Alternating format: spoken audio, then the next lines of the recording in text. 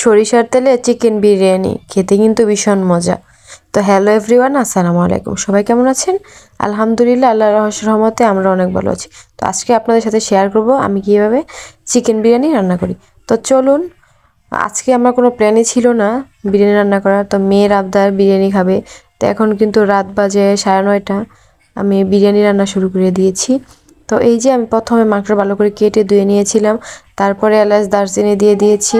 তারপর হচ্ছে এখানে একটু ধনিয়া গুঁড়া, আদা রসুন বাটা, জিরা গুঁড়া, অল্প একটু মরিচের গুঁড়া দিয়েছি। আর আমি একটা বিরিয়ানি প্যাকেট নিয়েছিলাম, ওই প্যাকেটের অর্ধেক মশলা আমি এখানে দিয়ে, তারপর হচ্ছে আমার বাসায় যেহেতু টক দই ছিল না, আমি টক দই প্রসেস করে নিয়েছি, লেবু আর দুধ দিয়ে টক দই দিয়েছি। তারপরে হচ্ছে বানিয়ে তারপর হচ্ছে ওইখানে দিয়ে দিয়েছি।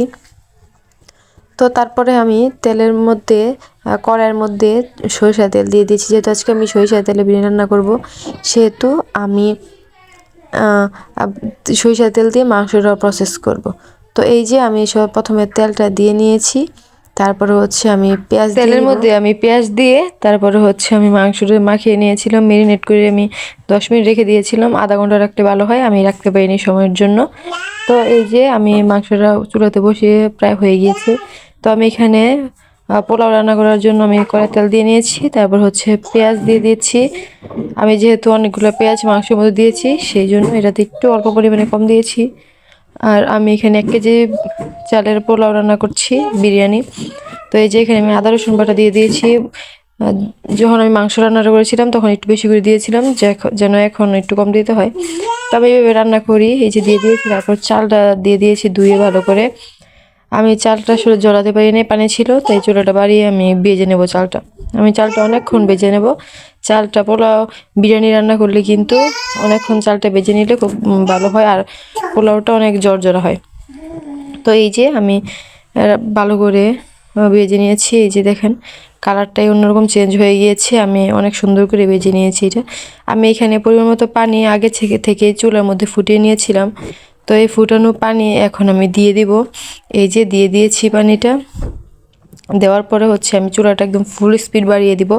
পানিটা শুকানোর আগ পর্যন্ত আমি চুলা একদমই কমাবো না। তো এখানে আমি কাঁচামরিচ আর হচ্ছে একটু জিরা গুঁড়া আর লবণ দিয়ে দিয়েছিলাম। লবণ একটু কম হয়েছিল। এই পানির মধ্যেই কিন্তু লবণটা দিতে হয়, পরে কিন্তু পানি শুকিয়ে গেলে আসলে বিরিয়ানির মধ্যে লবণ দেওয়া যায় না। তো এই যে পানি যখন আস্তে আস্তে আমার টেনে যাচ্ছে, আমি সব মাংস দিয়ে তারপর হচ্ছে ভালো করে মিশিয়ে নিচ্ছিলাম। তো অবশ্যই যদি আমার ভিডিওটি ভালো লাগে থাকে লাইক কমেন্ট শেয়ার করবেন।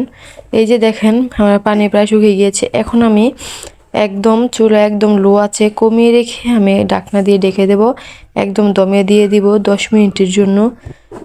10 মিনিট পরে আমি এটা উল্টে নেড়ে চেড়ে দেখব, উল্টে দিব, কারণ নিচেরটা আপনার যে চালগুলো ফুটে যাবে, উপরে চালগুলো একটু আস্ত থাকবে।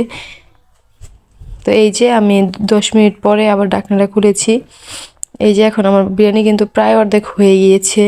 এই যে আমি এখন নাড়া দিয়ে নিচ্ছি, উল্টে পাল্টে দিব, সব যেন মিশে যায় আর চালগুলো যেন ভালোভাবে ফুটে যায়। বিরিয়ানি কিন্তু চাল না ফুটলে ভালো লাগে না, অবশ্যই ভালো করে কুক হতে হয়, তারপরে কিন্তু মজা লাগে। তো আমার বিরিয়ানি রেসিপিটা কেমন লাগলো আপনাদের কাছে অবশ্যই কমেন্ট করে জানাবেন, আপনাদের সুন্দর কমেন্ট আমাকে। তারপরে হচ্ছে আমি এখানে কয়েকটা কাঁচামরিচ দিয়ে দিয়েছি শুধু ফ্লেভারের জন্য। কাঁচামরিচটা দিলে শেষ দিক দিয়ে অনেক মজা হয় খেতে। আমি এখানে কিন্তু ঘিও দিব।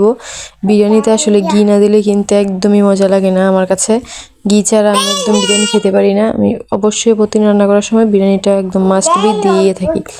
তো এই যে আমার বিরিয়ানিটা প্রায় শেষের দিকে, আমি এখন ঘিটা দিয়ে আরেকটু দমে রেখে দেবো যেন গলে যায় আর মিশে যায়, পুরো গ্রানটা যেন ছড়ায় যায় পুরো বিরিয়ানির উপরে। এই যে আমার বিরিয়ানিটা প্রায় রেডি। এখন আমি শুধু এখন সার্ভ করব খাওয়ার জন্য। তো অবশ্যই যদি আমার বিরিয়ানির ভিডিওটা ভালো লেগে থাকে লাইক কমেন্ট শেয়ার করবেন। আল্লাহ হাফেজ সবাইকে।